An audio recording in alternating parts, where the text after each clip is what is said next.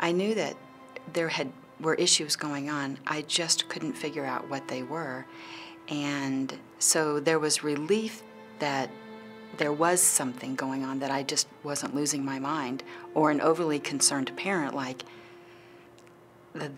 his doctor had told me I was. When I first realized I had a stroke and had a lot of disabilities, I was depressed. I really was. I was sitting in a clinic in Maples clinic, and I was thinking my career was over. The department is here first and foremost to educate students. And then as part of our educating of students, we also provide services to clients who have communication disorders. Because we're a Tier 1 research institution, it's important that faculty are not only teaching our students, but are also creating the new knowledge.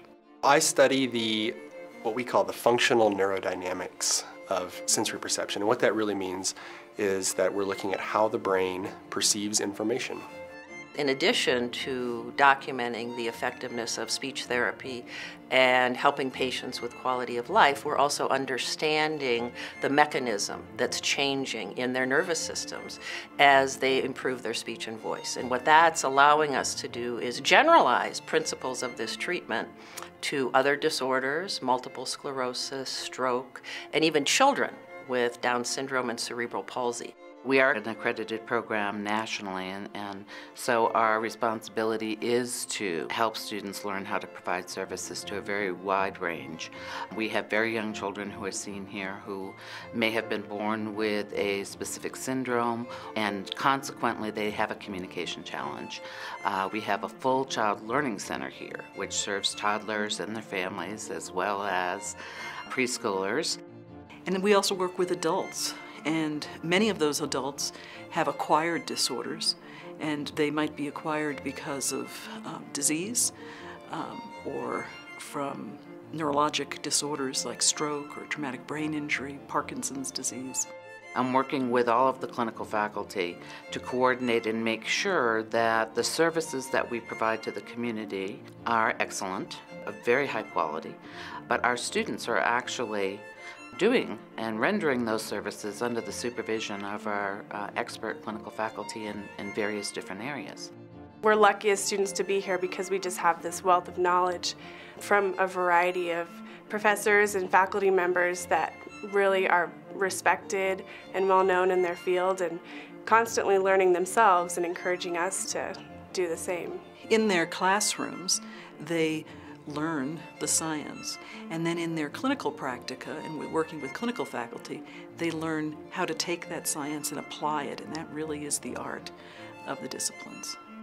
We just got finished with the decade of the brain in the 1990s, and we've made amazing, incredible discoveries, but we still are at the tip of the iceberg.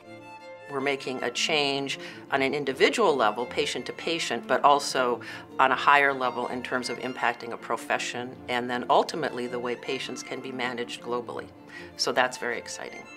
I think it makes me feel proud of the work that goes on in this department, and proud of the diversity of the work that goes on, and the way in which it all fits together.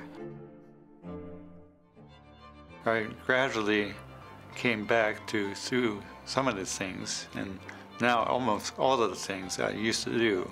I didn't know anything like this existed. And so for me to be able to come here and meet with people who cared, they cared about me, they cared about Ian, they cared about my whole family. And that took me by surprise. It was a huge relief. It's been life-changing.